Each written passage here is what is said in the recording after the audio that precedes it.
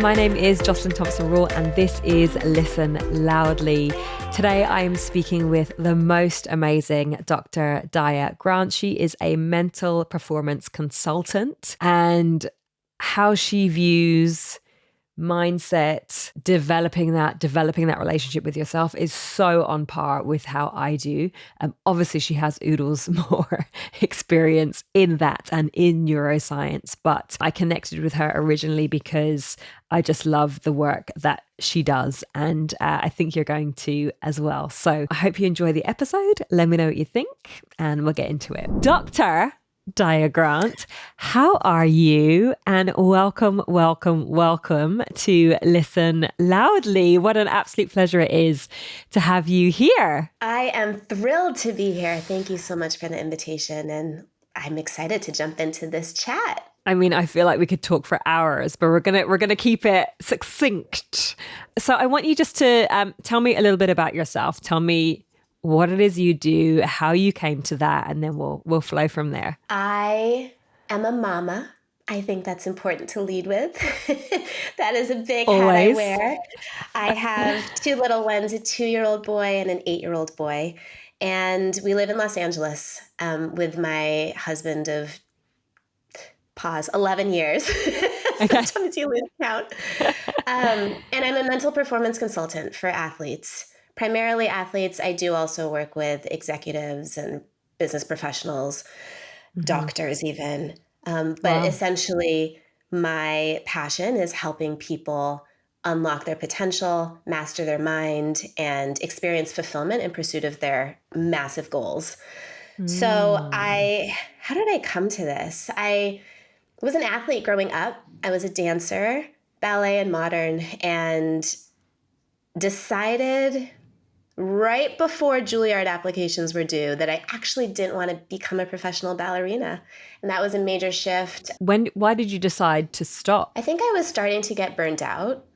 It was my whole life for so long since I was a little one. I think I started when I was 2, started ballet formally when I was 8.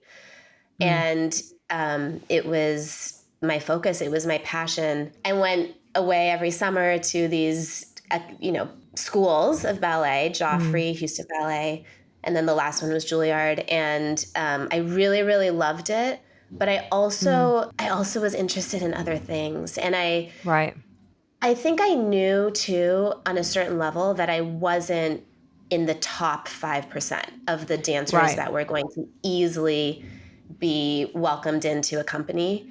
And so I think I just saw myself realistically where I was, and I could have pushed and strived and all of that, but I was kind of tired. And it started to get to the point towards the end where ballet specifically was feeling a little confining. And I was starting to really get much more into modern through my school. We had an amazing performing dance group. And I wanted to do more of that. And so it made sense for me to not go the conservatory route and then go to college where I could still dance. It was really important to me that I could still do that. I decided to go to a more traditional liberal arts college, and I still got to dance, which was amazing. I was performing and I got to choreograph, but it was no longer the center of my life. And in college, I discovered neuroscience, and I obviously didn't discover neuroscience, but I discovered it for me and realized, oh my goodness, this is absolutely fascinating. And towards the end of school, when we had to write our grant proposal for our thesis, our senior thesis, I decided to write one on pre-competition anxiety and basketball performance. Now, I was not a basketball player. Okay, but that's fine. My brother was, for many years, we were a basketball family in many ways. And my boyfriend, who now is my husband, also played at our college. So I loved basketball. It made sense to do this. I wrote this grant proposal, and towards the end, when we're now thinking about next steps, I knew I didn't want to go to med school. I knew I wanted to do something in sport. I thought maybe I could go to business school, become a sports agent. but I loved the brain and the mind and the effect Right. of the mind on performance. And I Mm. learned that there's an entire field for this called sports Yeah. psychology. Yeah. I I took a non-linear route after college. I love that you did this. I don't know what it was, but I love that you did that. I mean, Screw here's the thing. conventional. Yes, screw conventional. And also, Yeah. I am so grateful to my parents for helping us really listen to ourselves, me and my little brother. And Mm. I knew that when I listen to myself and I can trust my inner voice, I knew that as a college student and as I was graduating, and my inner voice was telling me, I want to do sports psychology, but not quite yet. And the Okay. first thing that landed in my lap was I could go work at Abercrombie. So Great. I was an assistant manager at Abercrombie and then later at Lululemon. And it didn't necessarily make sense to other people at the time. And I don't Mm. even know if it really made sense to me either. It was a job and Mm. I liked the idea of doing something completely new and Yeah. challenging. Mm. And I jumped into it. And looking back, I'm so glad I had those two experiences because it taught me so much about trying to get the best out of other people and managing a team and so Mm. many leadership, so many things that I don't know if I could have really learned in many other settings that I was Right. interested in at the time. Right. So we still laugh that those were the little detours I took, but Mm-hmm. in my mind they weren't actually detours. I did my master's in sports psychology. That's when I really got my hands in the dirt. And I worked with amazing mentors. The late Ken Ravizza, who was a dear, dear mentor, passed away a few years Mm-hmm. ago, Mm. and Tracy Statler.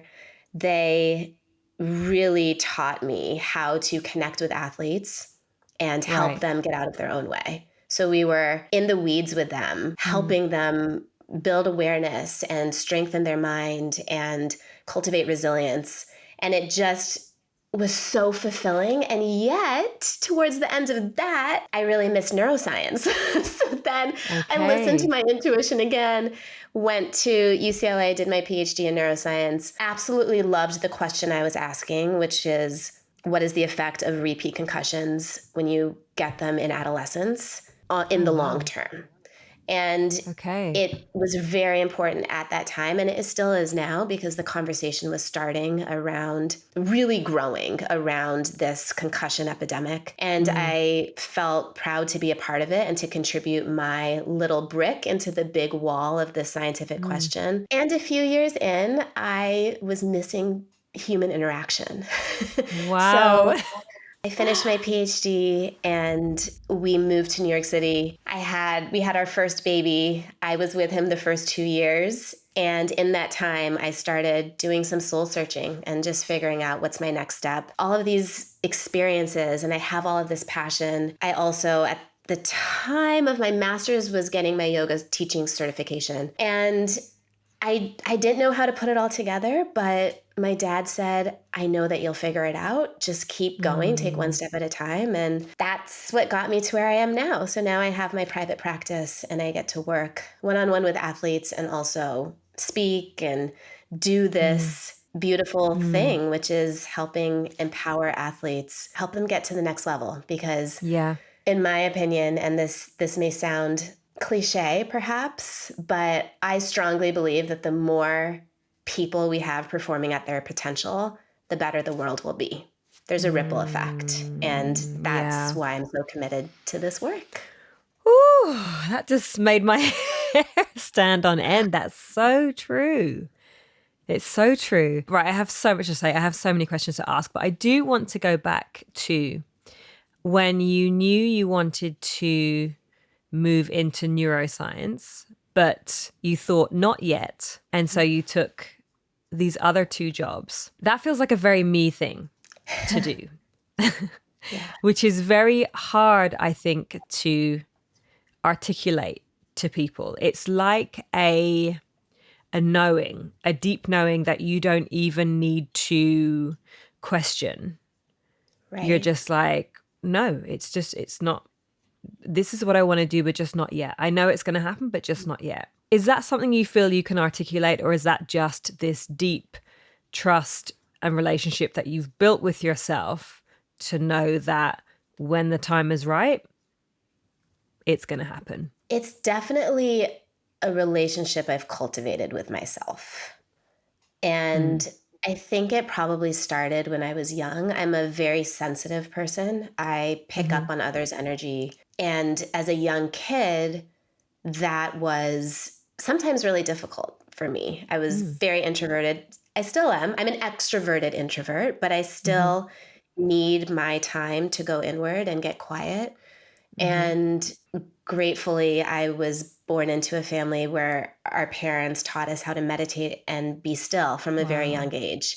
Wow. So that's I amazing. think because of that, I was comfortable with my own silence. Even though I couldn't have articulated it as a kid, I was cultivating that relationship.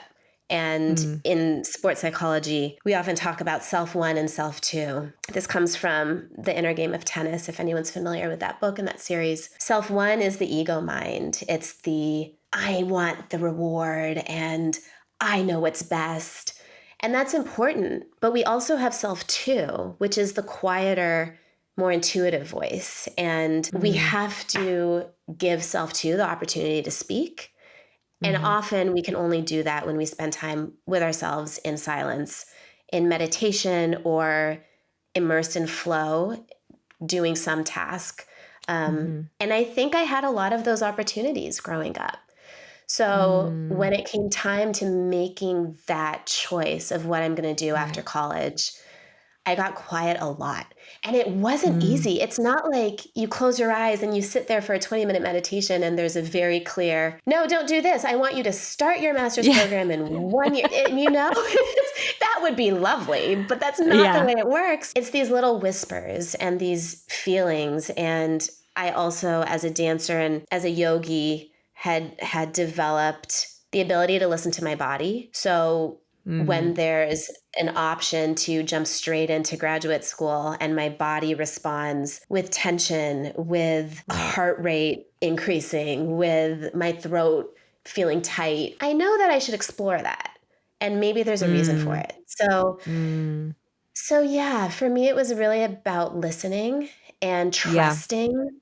And that's still part of my work. I mean, moving forward with every big decision that I've had to make, it's always a balance between making the effort, pushing, because I am a very let's go, let's drive, let's do this type person. And also we need that balance of trust and surrender and allowing. So it's something I continue to work on, but it's certainly served me with how to get where I am so far.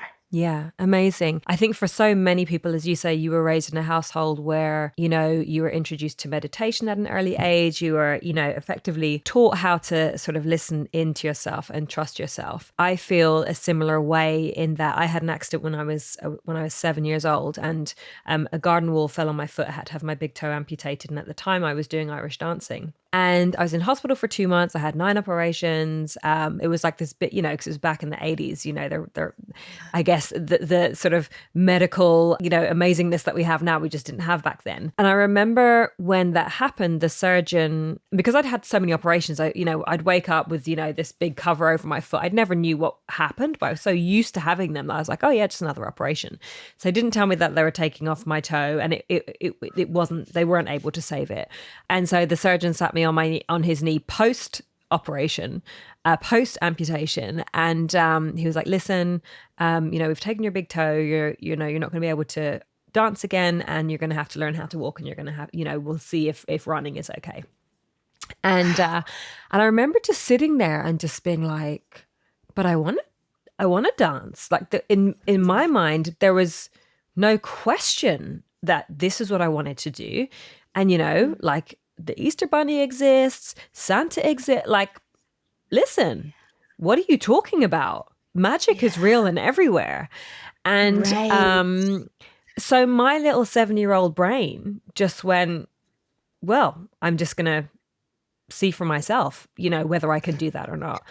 And so there was just no limitation, even though I had this expert sitting in front of me telling me what I wasn't going to be able to do. And that has stayed with me to this day. And it was just the right time. I think had I been a little bit older, maybe it wouldn't have been the same. But that built a deep trust for me in myself and let me just see for myself if this works or it doesn't. And so I feel so lucky to have had that experience, because it has continued to serve me, up until now. But when I'm coaching other people, and specifically, I would say on the Peloton platform, because I'm not seeing who I'm teaching, right, on the other side. Right. I'm teaching a large volume of people. And just from the feedback and the messages that I get back, I'm often telling people whilst they're training to tune in to their bodies and meet their bodies where they're at, paying attention to that relationship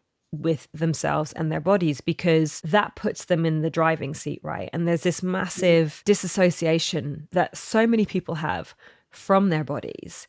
And to me, I'm like, if you have that, you get to make so many decisions for yourself. You trust yourself, you build this relationship with yourself. And it even then comes down to things like rest and recovery. If people are going, and they're too scared to stop or slow down, lest the results should reverse, so they just keep going. And then all of a sudden, you're not maximizing your potential because you can't be there when you're exhausted. Yes. And I think, again, just listening to you, just knowing my own experience, I'm so grateful that I had that. But I feel that it takes a long time to communicate that to adults who haven't had the privilege of getting to know themselves and trusting themselves. I don't know how I would move through life if I didn't trust myself so much. Because it still takes practice. Right. Yes. You mentioned something that reminded me of a post you made pretty recently about the power of the pause. I'm completely summarizing, but being intentional, intentional with moving, but then also with being still. And I think that is the intentionality piece can really help everybody, all of us, with cultivating that relationship and that trust, because it doesn't happen overnight at all. And we often need challenging situations. I hear you when you say I'm grateful for that experience, because it's those moments, those chapters when we are on our knees in a low point, really up against something supposedly insurmountable to some, that we are offered the opportunity to dig deep and to figure out how we are going to navigate this for ourselves. It can be very challenging when we don't have the tools to do that, or it can take a really long time. So the beauty of mental performance consulting and strengthening the mental game is that there are these science-backed tools that we can pull out when we need to start to train some of those qualities. And trust in ourselves is one of those things that we have to train, we have to practice, we have to experience and witness. You can't just tell someone, I want you to trust in yourself, when they have an entire lifetime of maybe not. So it's the baby steps. It's exactly what you're doing when someone's running on the tread and you remind them, just for a moment, we're not going to talk. I'm not going to give you instruction. I just want you to tune into your body, to notice what your muscles are doing, to notice where your breath is, notice what thoughts you're having course through your mind. All of those opportunities to notice help. They're the stepping stones to building that trust and that intuition. Exactly. And it moves you to kind of focusing in and tuning in, rather than I feel like so many people, they're thinking about what, how other people can form, like it's this constant sort of external, direction of their energy, rather than going, okay, I'm here now, let me stay connected to that.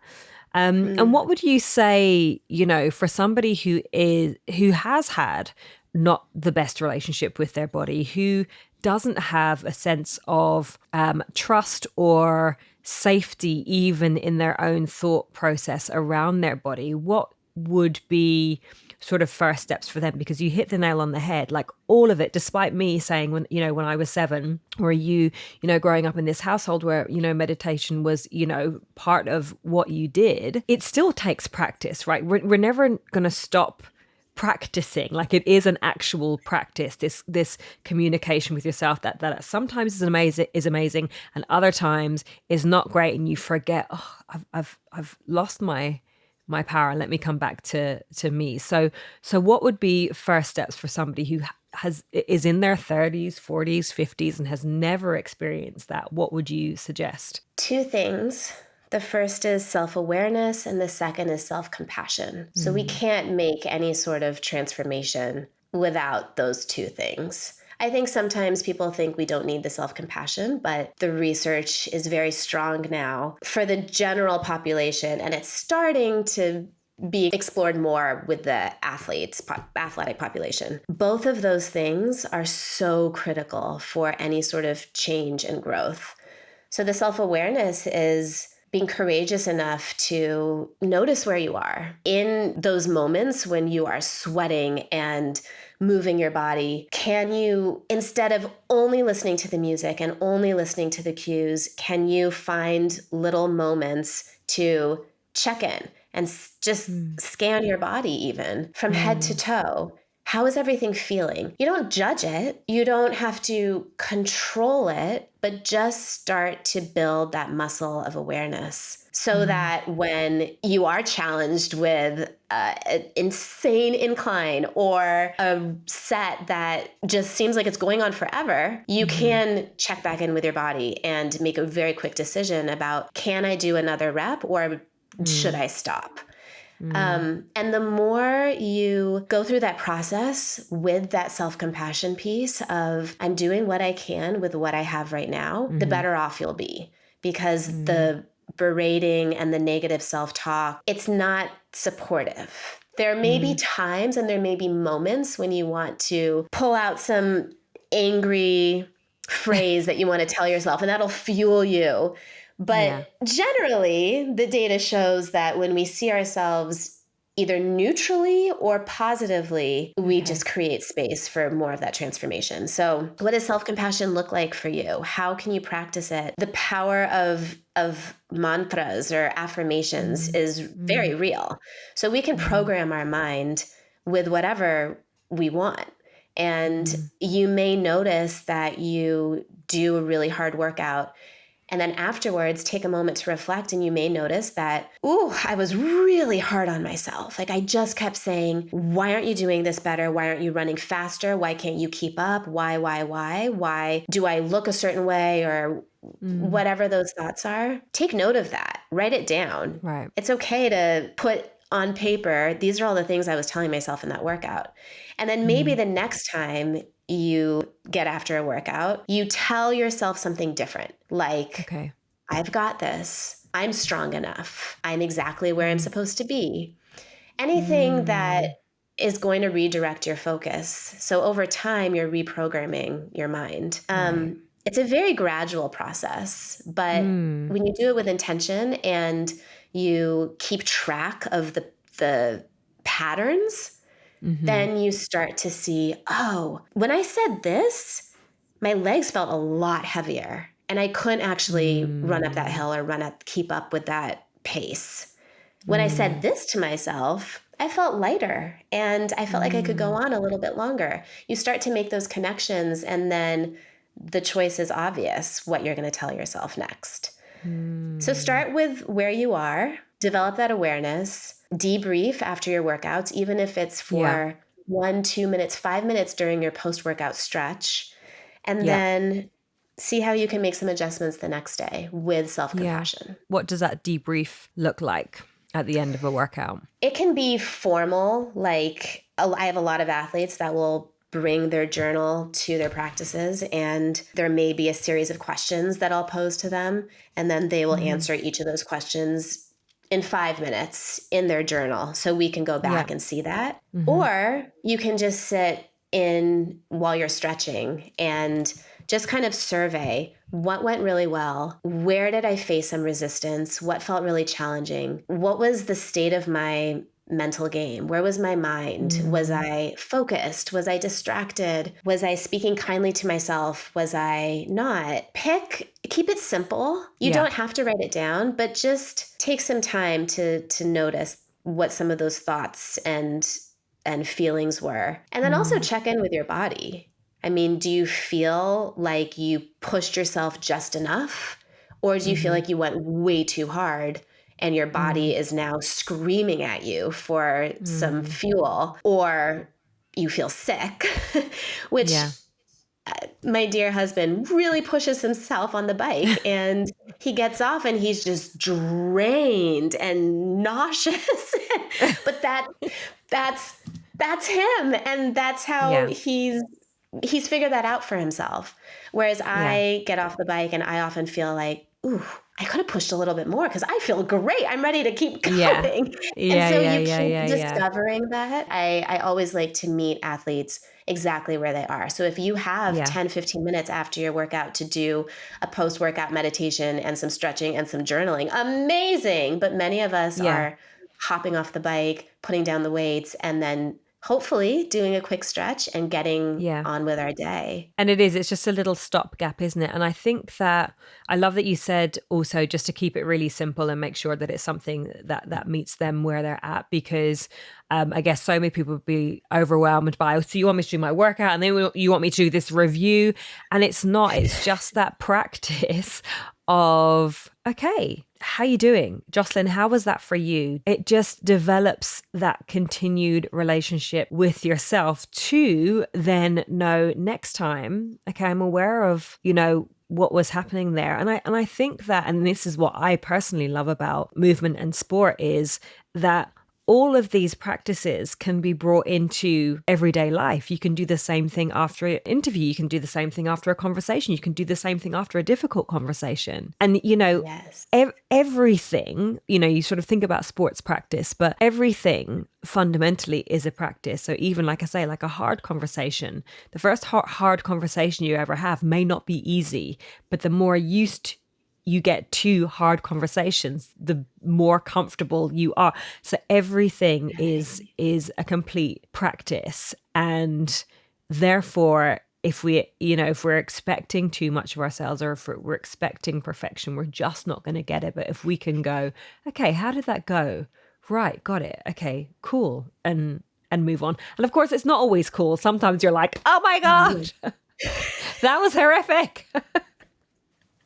Yeah, but it's all about curiosity, and that's one of my core values, and I have no doubt it is yours too. And if we can approach every single challenge with that mindset of, ooh, what is this telling me right now? What is this teaching me about myself, about my body, about my mind, about my goals, about my training? And that really just opens your mind. And when we do that, we approach every experience, challenge, workout, interview, interaction with our kids from a place of curiosity. It allows for so much more growth. And I would argue that every single top athlete, every single top performer, however they want to define that, has an element of curiosity. I also wanted to offer, you said, yes, we can take everything we do in sport and apply it to every element of our lives. Here's a way to actually put that into practice throughout the day. And you can set your alarm, or you can just correlate this with things that you do every day. So in the morning when you're brushing your teeth, or right after, when you're having your morning coffee, when you're having lunch, just feel your feet on the ground, on the floor. Put your hands on your palms on your heart. Close your eyes, take a deep inhale, a deep exhale, and then simply ask yourself, how am I? Daya, how do you feel? It's such a quick practice, but the more you ask the question, the more you'll be able to trust the answers. And any of us can do that throughout the day, because so often we're hustling, we're moving through the day, running through the day, and we don't have those moments to just stop and take a beat. But when we do that practice, we reconnect to ourselves and we check in, and we give that self-to the opportunity to whisper. I love that. I just did the longest exhale when you said that. I was like, oh, I can do that for myself in the middle of the day several times. What? it's totally free and Yeah. it won't like make people look at me weird. Oh my gosh. Yeah, these are the things. These are This is the amazing. simple tools that we get to use and play with and experiment with, because really in the end we're all our own scientists, and we've got to figure out what works for us. More recently, you were posting a little on core values and that whole piece about coming back to those, and often it sort of gets rid of the many things we allow ourselves to be distracted by. So can you talk to that a little bit more? Yeah, so core values are the building blocks for purpose. So we're all here for a reason. We are experiencing life as human beings for some purpose. And some of us have a well-articulated purpose. Others, it's more nebulous. We're not quite sure. We move through more of life until we really discover what that purpose is. And sometimes the purpose changes over time. But under that umbrella of purpose are these building blocks of core values. And core values are guiding principles. They're anchors in your life. So these are the qualities that you aspire to embody. They really help us stay rooted in our truth and keep us on our path. When you look at a list, I often present athletes with a huge list of core values. And if you're just going to look at that list, we will all say, oh yeah, I want every single one of those. Because of course, everything from courage to patience to joy to persistence, these are all beautiful qualities that we want to embody. But what are the ones that really resonate with you that you want to center your life around? Your life in sport and your life outside of sport. And that's the work that I get to do with athletes. And it's really impactful because once you've articulated, let's say 4 or 5 core values that are deeply aligned with who you are at your center, at your core, then it makes moving through life a little bit, not easier, but there's more clarity and you can feel more fulfilled. So I'll give an example. If you are chasing after some external goal, we just had the Olympics this summer, let's say it's the gold medal, and you train for your entire lifetime and then very hard for the last 4 years, you get to the Olympics, you fall short of that goal, you don't even podium, but you did everything you could and you acted in alignment with your core values, there's a good chance that you'll be able to say, I didn't get that goal, but I feel fulfilled because I know that I did everything in my power. If you don't have those core values articulated and that goal is the object of your attention, and then you don't get there, there can be a real disappointment, loss of identity, anger. And even if you have core values, of course, you're going to experience all of those things if you don't get gold. That's natural. But how quickly can you move forward from that? And how fulfilled can you feel anyway? Because most Olympians that go to the Olympics don't get the gold. I'm not just in the business of helping athletes get the gold, make the team, win the championship. I'm also in the business of helping them feel fulfilled as human beings, as human athletes, because that carries with you throughout your entire lifetime. So those core values are really this cornerstone for everything, and they help make your decisions for you and they also help you, let's say at the end of every day, you kind of see your core values, which you may formulate into a purpose statement. So a few sentences of just your mission statement, your personal philosophy, your purpose statement. If you look at that at the end of the day, can you say, today was a challenging day and I acted in alignment with these values? So that's solid. Or are you saying, today was a really challenging day and a couple of these, I was not present. I did not exercise patience with my children. Okay, not going to beat myself up, but how can I focus a little bit more on those qualities tomorrow? And that's how we very strategically foster growth and evolution. Yeah. Wow, I love that. I love that. And if somebody was like, as you say, you look at this list and all of every word you see, you're like, well, I want to be all of them. Can I have 50 core values? How does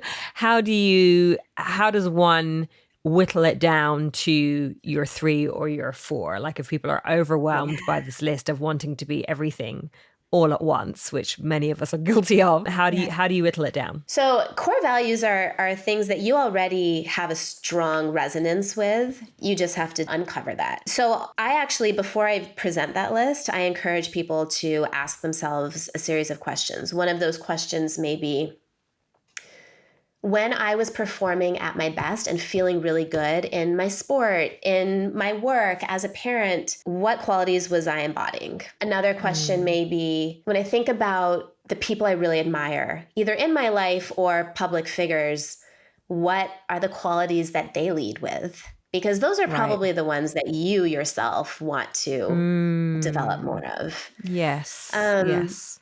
So ask yourself some of those questions first, and you can just journal, bullet point, jot some ideas down. And then you look back at all of that, start to pull out some themes, and then look at the list. And some of those core values will jump out at you. And you were saying also, you mentioned before about self 1 and self 2.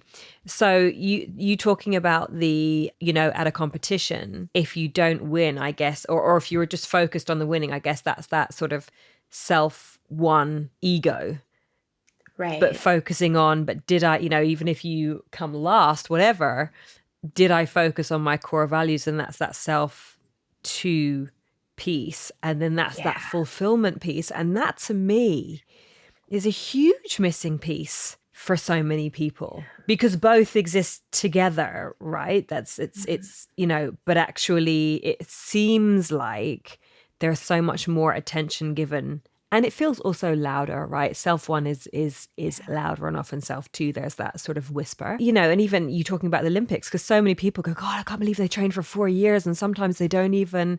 And it's just kind of like, but actually it's so much more than we with our un-Olympic level selves might think that. But for them, it's this completely different process, right?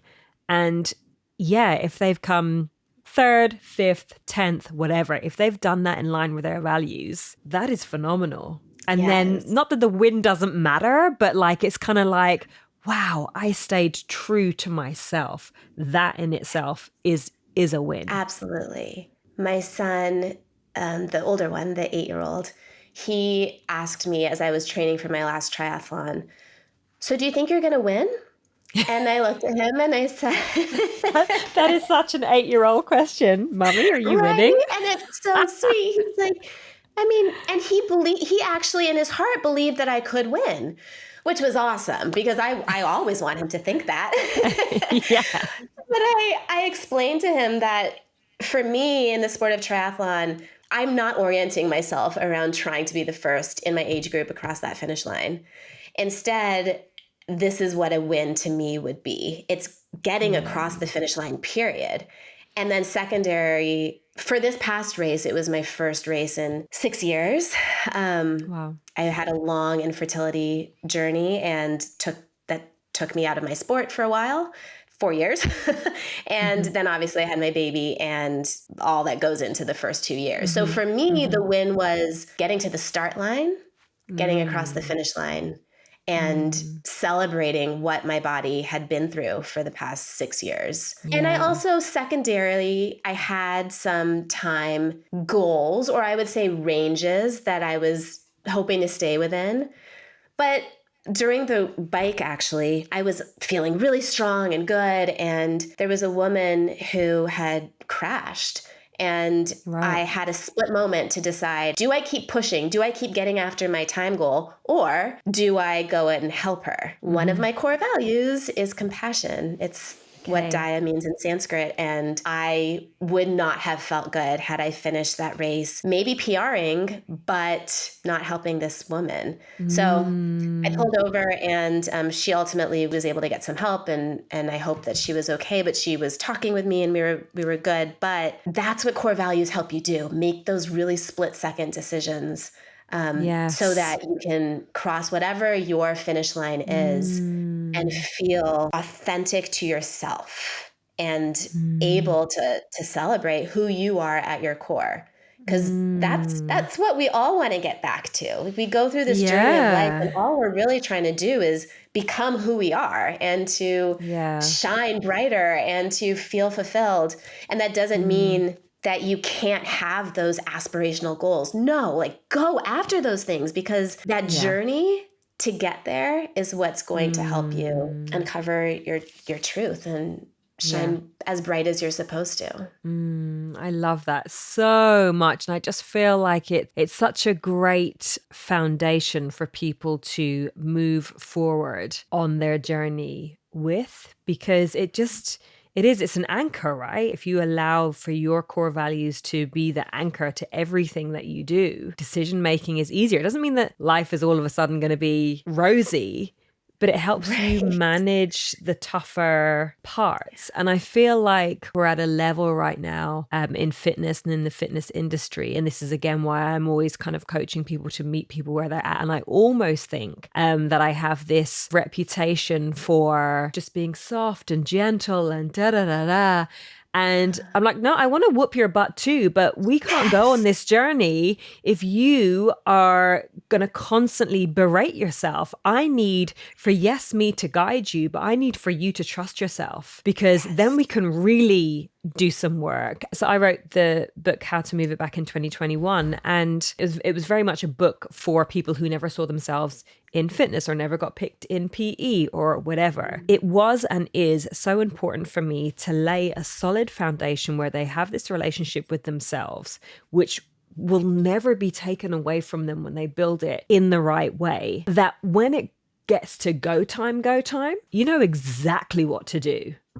Yes. Like exactly what to do. There is no questioning, no. So of course there's self-doubt, of course there's like all of that, but you're curious. You're like, oh, that is interesting that I'm saying that there, because that is the biggest load of rubbish. Like, I know this not to be true. Build that foundation, because nobody can take that away from you, and it will be tested at several points in your life, sometimes several points in your day. It's building a foundation that will anchor you through everything. And so for me, I've always tried to add in what I have learned over the years, whether it's from other mental performance coaches, because I definitely worked with them when I was competing. And I try and, educate whilst I'm coaching on that and to deliver those pieces. But you talking about those core values and operating from your core values, which of course I have heard before, but this time it feels to really have resonated in the way that you have said it. So thank you. We're at a stage where sayings like go hard or go home or no excuses are just they're not that useful. For us. They're particularly not useful for us if we don't have that trust and that safety within ourselves. This year, for me, probably since about June, since my birthday, was getting really curious about the idea of discipline.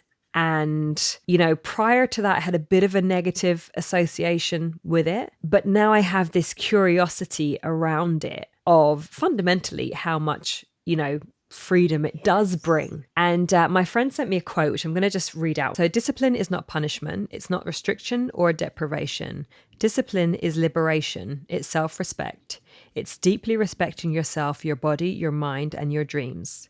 The word discipline comes from the Latin discipulus, meaning to learn, and the French disciple, meaning follower. Rather than viewing discipline as something restrictive, see it as being a disciple, a devoted follower of your best self and your deepest dreams. And I was like, oh yeah, bring me that discipline. And that is by, like I say, Sean Einhaus. And so, and she sent it to me, and we used to say the D word, because we'd be like, oh, here they go again with the D word. It's kind of go hard, go home vibe. And so I actually feel like discipline has got a bit of a bad reputation. But to me, it is actually, I'm really excited about being more disciplined. And everything is taking longer than I might like. That is just the process again, right? And the practice and the getting used to it. So what are your thoughts on discipline? So a lot of the work that I do, really all the work, is rooted in neuroscience, yes, but also yoga philosophy. And in Okay. yoga philosophy, we have Patanjali's 8 limbs of yoga, and these are principles for moving through life. They're guidelines. Mm-hmm. And one of the categories is niyamas, and these are kind of our ethical guidelines, our moral codes. One of those is tapas, which is discipline. We need discipline to move through the complexity of life, to become the best version of ourselves. We need that. And the way I describe it in my course, the Mindflow Masterclass, and also with the athletes I work with, is discipline is fire. It's enthusiasm. It's passion with some structure. So really all we're trying to do is create the environment from which you can grow and learn. And that's what the quote is speaking to. It's how do we cultivate this fire that you have for something and do it in a way that you're really going to burn a hole where you need to burn that hole. And it's just not this wildfire that's destroying everything, right? You want to harness that fire. And without the structure, without this training schedule, without a plan, that you can modify. It's not written in stone, but without some of that, it's a lot harder to burn the fire in the controlled way. Yeah. That's really going to make the biggest Yeah. impact in your life. Oh, I love that. Burning a fire in the controlled way. That is so good. It's so like it's like almost like a laser, right? Like Yes. laser focused. I love that. I love that. Amazing. Okay, 2 more points. The first is, again, going back to, I love working with all types of athletes. I've worked with, athletes who have competed at this year's Olympics. I've worked with other sort of highly competitive athletes. For me, the beginner is where my heart's at, because I feel like there are still more people afraid of movement or who don't feel welcome in the world of movement than there are who are already there. And so I'm always keen to get as many people moving as possible and get them on this, beautiful relationship with themselves. But I feel like even for your beginner or your non-elite athlete, they think that they're so different from elite athletes. And I always think, certainly from a mindset perspective, it's so similar. Beginners or everyday athletes feel like, well, professional athletes must never have any negative self-talk. And we're human. And that is the commonality between us all, is that we all have this and we all get to develop this relationship, develop this practice. And as you said earlier, which gave me chills, if everybody was able to reach their potential, the world would be a better place. Like, that's the work we're wow. in. That's what you're doing. You're helping make the world a better place because you're helping people access and unlock the next level of their potential. Yeah.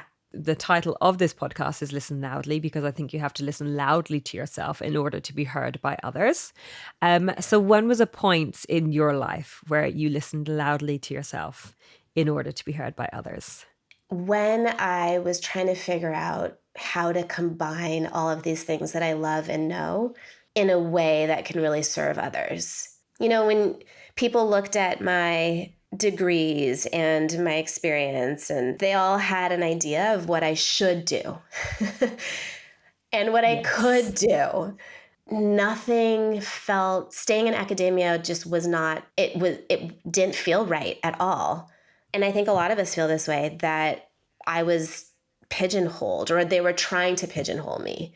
And anyone that knows me knows that I do not like to be put in a box.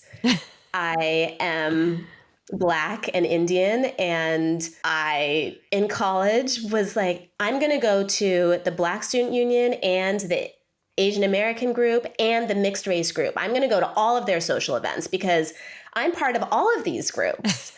And that's just my worldview. I'm interested in all these things, and so many of us are incredibly multidimensional.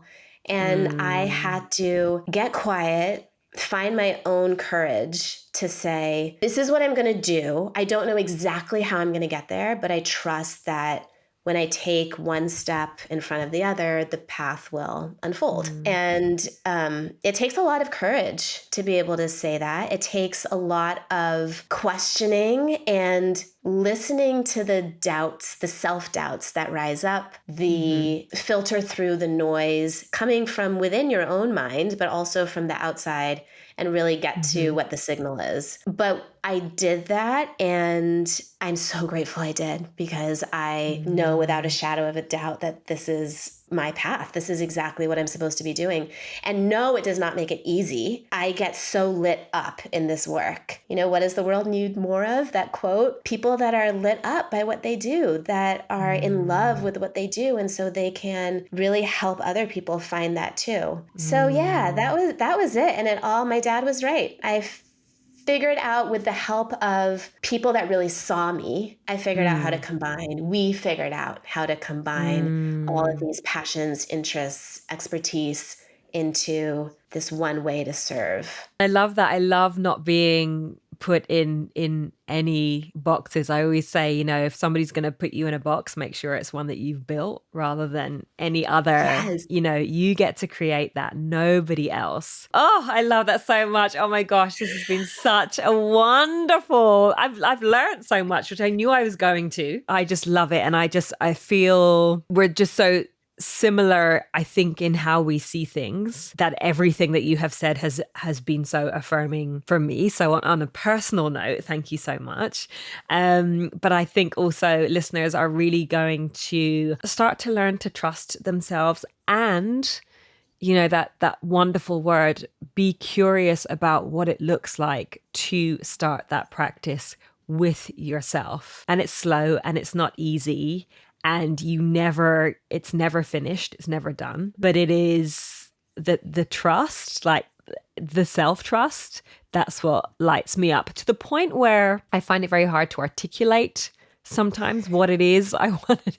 And people are like, do you even know what you want? And I'm like, in my heart, I know. You just don't get it. So that's my current challenge. The articulation. I'm like, in my heart, I know. Yes. But yeah. And the words will come.